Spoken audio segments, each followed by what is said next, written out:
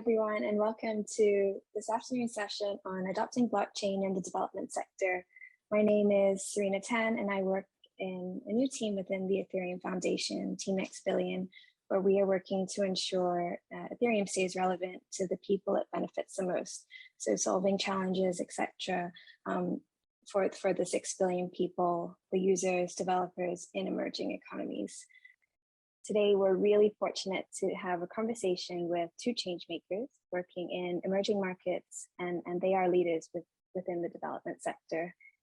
So they have backgrounds in solving crucial social, economic, and environmental challenges, and are driven to experiment with how Ethereum can be implemented within their projects and solutions.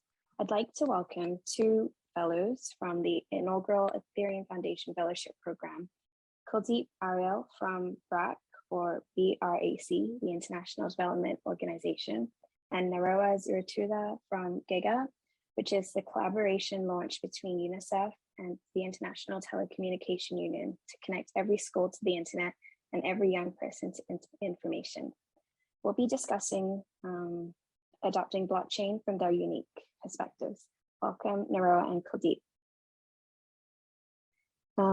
Let's dive straight in. And Kuldeep, I was wondering if you could talk a little bit about what you do and a bit about BRAC. Thanks, Serena. Hello, everyone. I'm Kuldeep Ariel.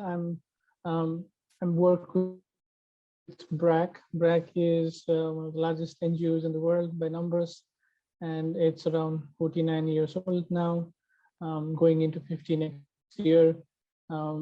Social Innovation Lab, I work as the Technology for Development Specialist. And at Social Innovation Lab at BRAC, we work on solving crucial challenges inside BRAC programs, helping them improve internally, as well as work with external ecosystem partners to bring new innovations into the organization, and also establish BRAC as a innovative organization to the rest of the development sector as well. And in terms of scale of BRAC, we reach to more than 100 million plus people, all around the world. And we're based in Bangladesh, but we are in other 11 countries across Asia and Africa. What we are trying to look at is over the next 5 years is how does the Social Innovation Lab look at moonshots to try to explore new frontier technologies and bring them into BRAC and adapt them so that BRAC can remain relevant for the next 30-40 years. Thanks, Kuldeep. Naroa, I might turn to you if you wouldn't mind introducing yourself and a bit about what you're working on with Giga. Yeah, sure, and thanks for having me here. I'm Naroa Zurituda. As Serena already presented, I'm part of the Giga team, where I lead our mapping and technology work, and I also focus on some of the blockchain work and experiments that we are doing at the moment. As Serena said, Giga, it's an initiative to connect every school in the world, and this really is key for Ethereum Foundation's mission to reach the next billion, because in order to be part of this network, you first need to be part of the digital economy and have access to the internet. So it's really solving this first foundational challenge that we face, where still over 600 million students and young people don't have access to the internet around the world, and in particular in sub-Saharan Africa. Giga is focused in 4 main pillars. The first one is the mapping one and the data one, where we are creating a public live map of school locations and school connectivity. We are going to be soon announcing the 1 million schools mapped kind of milestone. And this map, it's the foundation for the whole project. So basically, it tells us what's the scope of the work that we need to do in a given country, how many schools we need to connect in that country, where they are, how far they are from existing infrastructure, and use that data and information to first understand how much money it will cost, what's the financing needed to connect disconnected schools, and then build or look into different financing instruments to unlock funding both from private as well as public donors and investors. That's really the second pillar, the financing pillar. And as I said, we are looking into innovative financing mechanisms and working both with public and private sector partners. Once we have the money that's needed to connect schools, then we support governments in the procurement process and work closely with providers and mobile network operators to extend connectivity to areas that didn't have access before. And again, we use the initial map that I mentioned earlier to track the progress and make sure that the money that we are investing is reaching schools and that schools receive the connectivity levels that they are expected and that they turn green in our map. And then finally, the last pillar that's somehow cross-cutting, it's the empower pillar, and looks into what happens once these schools and communities get online, what type of digital services and content they have access to, and working with different groups to enable that. Within that, as I said, we have over 1,000 schools, 1 million schools mapped, sorry. And what I always say is that there are many connectivity programs out there. What the main value that Giga brings to the table, or the things that we are doing differently, is that one, we leverage data and we use data for our whole program. And then we also leverage new technologies such as blockchain. And within that, we are exploring the use of blockchain in different parts of the project and seeing how it can help us build a transparent and efficient way to deliver connectivity. And Serena, I don't know if I should give some examples now, or what do you think? Please feel free. Yeah, okay. Now is a good time. Okay, perfect. So yeah, some of the examples of the type of work that we are doing is first of all, building this accounting platform that I was talking about earlier, taking the data from Project Connect, our mapping platform, putting that on chain, and then use this information to automate payments and manage relationships with providers, making sure that, you know, if they agree to certain levels in their contracts, then that's really happening on the ground. And if that's not the case, then we can take action based on that. We are also working with a few countries to stake ETH and then use the rewards to pay for ongoing school connectivity fees, and see how can we use this as a new mechanism to pay for these fees and build a sustainable way to maintain the service over time. We are also now starting to explore the space of NFTs and see how these new ways of trading, collecting digital assets can also be used to either fundraise for the project, but also to create and build a community and awareness about the project.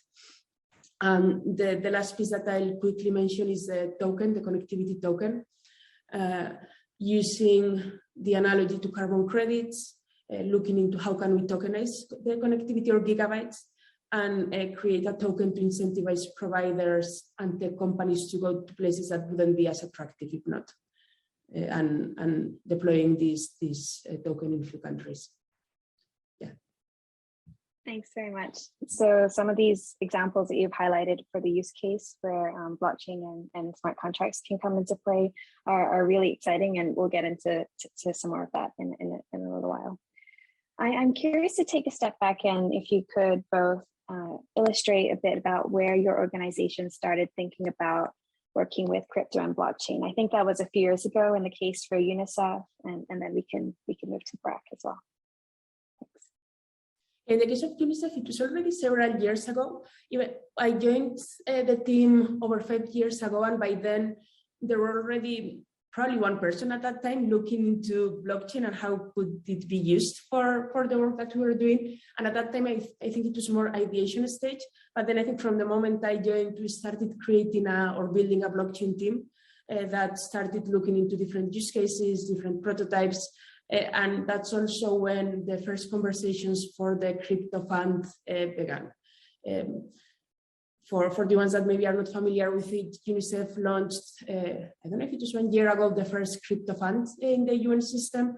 And that took, before that, there were a few years of work to set up the right processes, to allow the organization to hold and manage crypto assets. So that was a lot of work that was done before the launch.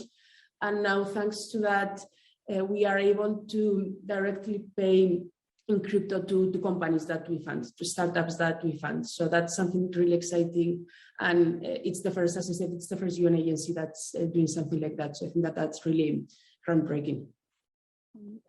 So with regard, I've got like two kind of journeys. In a way, like I've started in 2015, 2016 with trying to understand how blockchain can be used in the humanitarian sector in Nepal.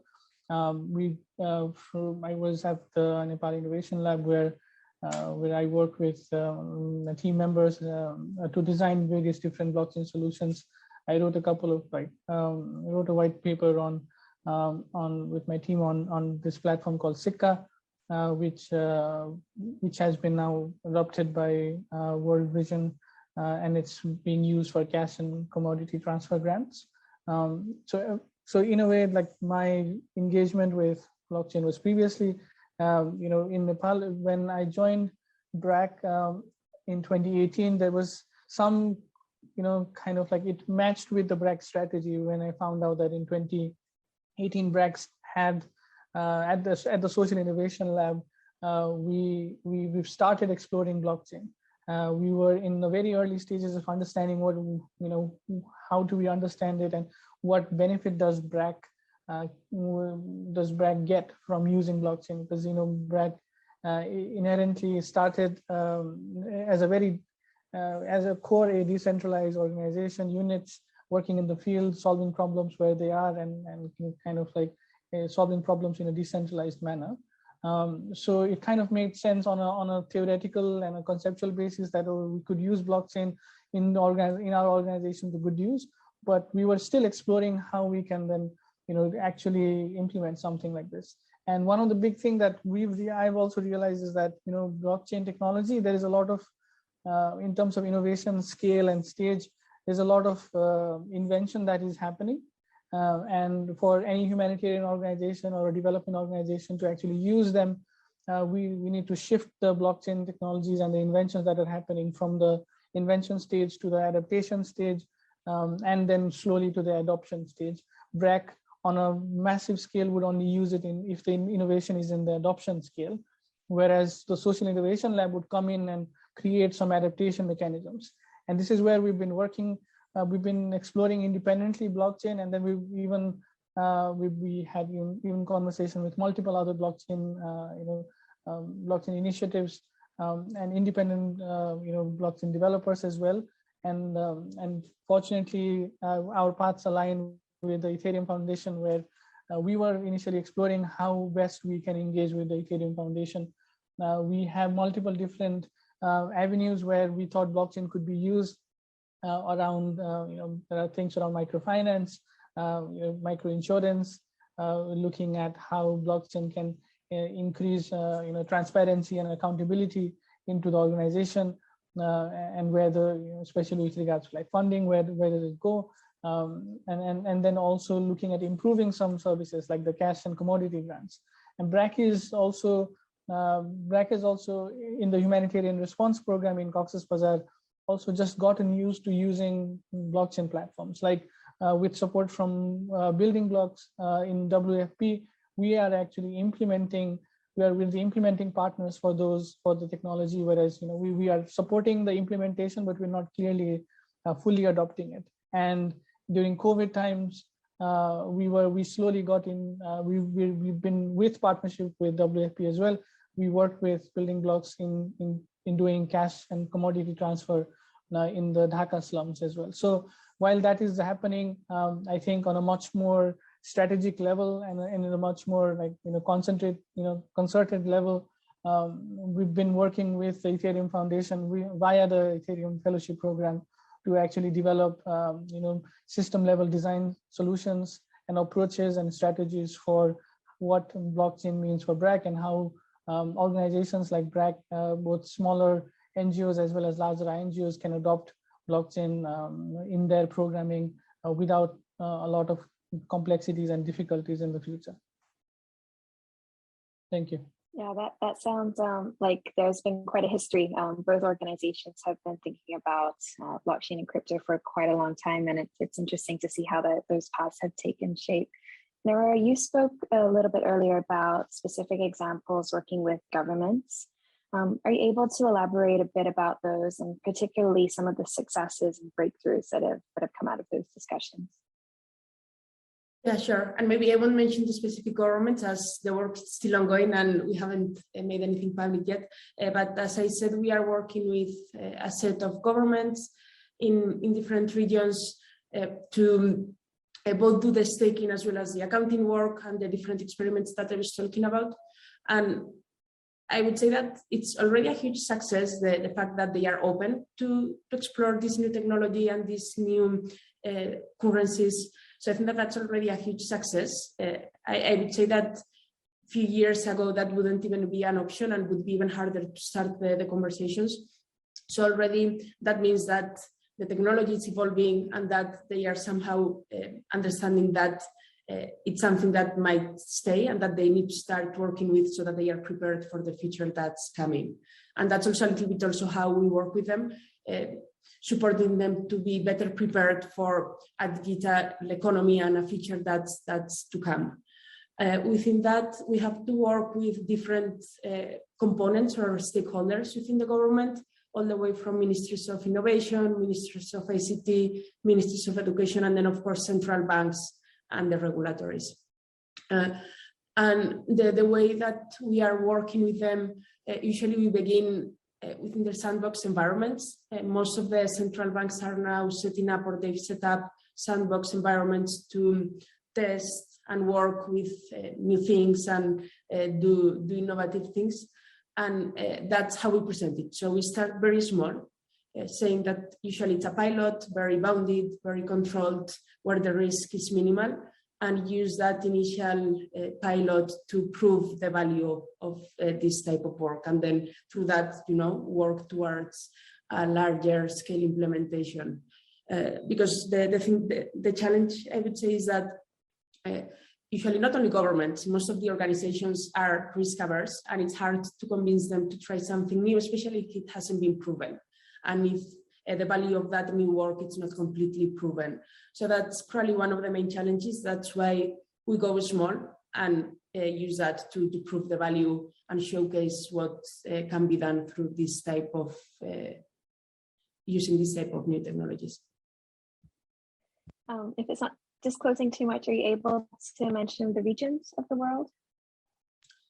Yeah, we are working both in West and East Africa, and now also having conversations in Latin America and some countries in Central Asia. So quite broad breadth of countries. Same as for Giga. Giga is right now in over 20 countries, and they are spread again across all these different regions that I was mentioning, both Sub-Saharan Africa, but then also Central, South America, and Central Asia. Thank you. Kuldeep, I wonder if you'd like to touch on a bit of the legal due diligence that you've been exploring in Bangladesh. That's an interesting context for us here. Any high-level thoughts there? Yes, I think in terms of South Asia, the region has been kind of like, what do you say? It's been dilly-dallying in terms of in terms of adoption of blockchain technology and cryptocurrencies in general. India probably, I would say, is the much more further in the line in terms of understanding and utilizing blockchain technologies. But as a whole, for other countries like Bangladesh, Nepal, Bhutan, Bhutan and then Maldives and Sri Lanka, in these countries, I think blockchain is still an enigma right now, and cryptocurrency is looked at in terms of, in terms of a financial perspective, blockchain and cryptocurrency. Like, for example, the laws that kind of are referred to by the Bangladesh Bank to support their stance that cryptocurrency, to release a cautionary notice for blockchain, is the Foreign Exchange Regulation Act of 1947 and the Anti-Terrorism Act of 2009 and the Money Laundering Prevention Act of 2012. So it's coming from a very financial perspective, and then again, in some ways they're rightly so in terms of financial part, because there are potential of using cryptocurrencies for those kind of usage, but the inherent technology, the blockchain technology itself has been kind of mishmashed into this, into these kind of, there's bleeding of what you say, regulations into each other, which is creating sometimes creates problems. But I think in terms of though the Bangladesh government, for example, has issued circular against the use of cryptocurrency, it is very eager and has opened doorways towards implementation of blockchain technologies. The Bangladeshi government opened, released the national blockchain strategy in March of 2020, just before COVID struck, of creating a comprehensive blockchain strategy for the country, where I don't think there's a single mention of cryptocurrency in that whole document. So there is there's a pathway of like looking at a pathway to dissociate blockchain and cryptocurrencies and try to capitalize how the technology could be useful, and maybe deal with the cryptocurrency issue a little bit later on and more from the financial and regulatory side.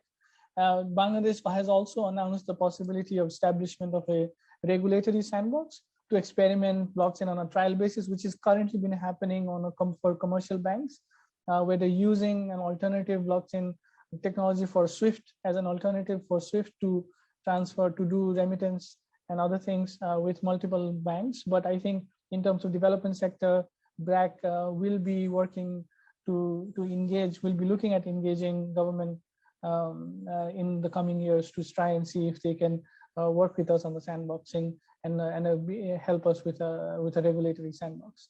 But the details are yet to be shared by the government. It's a very what do you say? Everyone's trying to walk a very extremely careful line here in terms of blockchain, and same goes to not just Bangladesh but goes to Nepal, where I'm from, and to the other South Asian countries as well. And if I can add a comment, I totally agree with what Kuldeep just said, and I think that one of the main key changes that happened in terms of working with governments is also a change of conception between Bitcoin or crypto and blockchain as a technology, because in the beginning I think that governments and also I think the general public associated blockchain directly to crypto, and I think that creating that awareness that it's more than that, and that you can use it for other applications and purposes that other than finance, I think that made a huge difference and definitely opened up the reception from different stakeholders and actors. Absolutely. And besides this misconception between crypto and blockchain, are you seeing any other such misconceptions through your interactions with either governments or internally within your organizations? I think one of the thing is also around how, because blockchain is it's an international system of how data could go outside the country, and crucial in data could go outside the country. So where the data sits is something that is quite specifically financial data. Data is around national ID. Those are written in the law that they should not go outside the country. So there is an inherent challenge that we face with regards to using a blockchain. So we have to thread we try to understand for any solutions. We have to figure out what remains on blockchain and what remains off chain in the country itself, so that there is no kind of mishmash of or export of data outside the country that the government doesn't allow. Thanks. Just in the interest of time, I'm going to move on to some of the challenges that have come that you've seen with working within large organizations and institutions. Are you able to speak to some of the challenges and also how your teams are innovating within this challenging environment? Sure. In terms of the challenges, for BRAC is, as I said, it's one of the largest NGOs in the world. So it has already a set of procedures. It has a set of systems that are working for it. That means that any substantial systems change initiative needs buy-in from all the different stakeholders and institutional actors. And also, we have to, if you look at from a system change perspective, we have to understand what are the institutional barriers, and what are the pathways that are not improved, and ultimately leading to ultimately leading to, in the individual outcomes not being what we really want. And in terms of, we are trying at, through my fellowship with the Ethereum Foundation, I'm trying to, look at, blockchain adaptation of blockchain technology from a system change perspective. That means that it's not just about getting one of the programs that many programs at BRAC to adopt a solution, but on a systems level, how BRAC could essentially utilize the different functionalities of blockchain for specifically few things around, like, how do we increase trust among multiple parties in the organization, outside the organization? How do we improve accountability for, and in terms of monitoring and evaluation work, how do we ensure transparency? Monitoring and evaluation we see is a huge component for a developing organization to improve the social capital of the organization, potentially bring in more fundraising opportunities, because people and donor agencies will trust organizations who are using blockchain-based solutions, because if they do not trust the organization, at least they trust the system, right? So and are sure that what we are doing is what we say we are doing, is what is actually happening on the ground. So adapting that is a very big challenge for a large organization. But what we were looking at is we're trying to build solutions right now that BRAC can use, but also other organizations can also use. We're focusing on building open solutions and giving it out, for putting it, making them open source, so that smaller NGOs can adapt it and adopt it, and we can also generate data potentially in the coming months on once they utilize it in their own field. What we want is we want extraction of we want to generate evidence, and we want to develop a clear implementation guideline. And these are the two things that are crucial to shift and innovation from an invention stage to an adaptation stage, by generating more evidence, allowing organizations to then be more comfortable, and by providing them proper implementation guideline, so that in every step of the organization, everybody knows what their task is and what it takes to adopt a technology like this. And that is what we're working on, not just for BRAC, but for the overall development sector in general, hopefully. And I would say that for us, it's similar as well. Again, we are talking about a large organization with set processes and existing processes that you need to work with and somehow respect. So in order to introduce a new process or something that's new to the system, then it means that you need to work with different parts of the organization and make sure that everything it's approved, that that you little by little change on this set of processes that or systems that are already in place. And the clear example is the crypto fund that I talked about earlier. To get all the approvals, to get all the legal frameworks and everything properly in place, it took over 2 years. And over 2 years of discussions, of conversations to understand how the organization should be handling these new assets. So I think that's a clear example of how long can things take. Then the advantage of that is that once you get there, the impact you have, it's also great, because again, we are talking about a large organization that can be used as reference. So I think that once it's worth the effort, but that's definitely a challenge, the time that takes to change things. I would also say that since it's a new technology, many of the existing both processes, legal frameworks, and regulations may not be the right ones for this new technology. So that means again that when you start building solutions using that, they may not fit within the set of structures. So it's hard to build things within structures that are not built for that. And again, changing the structures takes time. So that's another one, that even if we create our sandboxes and our spaces to build new things, it's hard then to manage that and do that within regulations that are already in place and that were not built or designed for this type of work. And then the last one for Giga, it's that Giga works with different stakeholders that include both country governments and ISPs. So for us to deploy some of the solutions that we are talking about, we need the buy-in from all these different players, and it's hard to get the buy-in from all of them.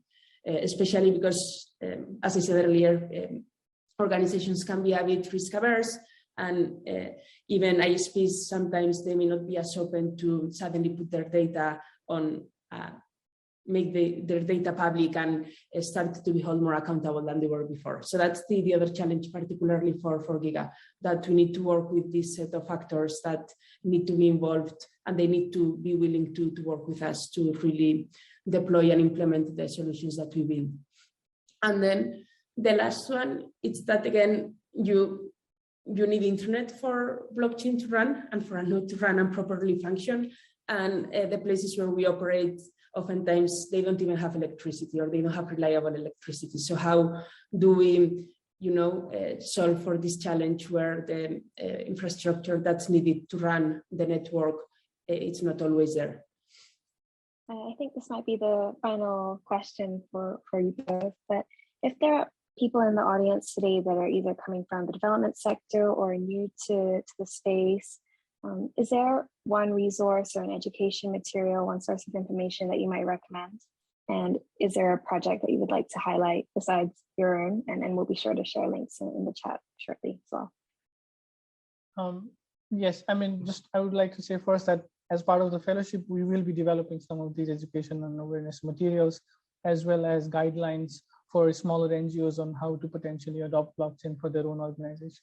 So that is crucial, and that is a gap that exists currently in the ecosystem, and we're trying to fulfill that through this fellowship. The other part of it is also there's a challenge where all of this knowledge is not fully open, and there are many organizations, even UN agencies, who have developed these kind of like pathways and kind of algorithms on how to use blockchain and everything, but these are still yet to remain open. And we would we'll try to also see if there's a bit of advocacy that is also needed for the actors that are currently in the ecosystem to also share the knowledge and then make their knowledge open as well. I think open source is the way to go. Blockchain is an open source solution.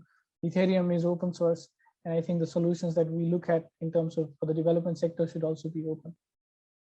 And from my end, not Giga itself, but UNICEF did develop some educational materials. I think it's called Blockchain 101 or something like that. So there are some courses and materials to introduce people that are not familiar with the technology and kind of bring the basic knowledge and basic notion of what's that. So I would recommend that one. You can find it online. I can also send the link later on. And the project also linked to that is the Juniper project, especially if it's for international organizations or people coming from the development sector, which is a set of open source tools that another part of UNICEF is building, and that they are tools to allow governments, international organizations, and other public entities to work and interact with crypto assets. Wonderful. I think we're at time. Thank you so much to ETH Bangkok, Atasso and Maxime for having us. And of course, this conversation wouldn't be possible without having you, Nora, and Kuldeep join us today. Thank you very much. Thanks so much. Thank you. Thanks so much.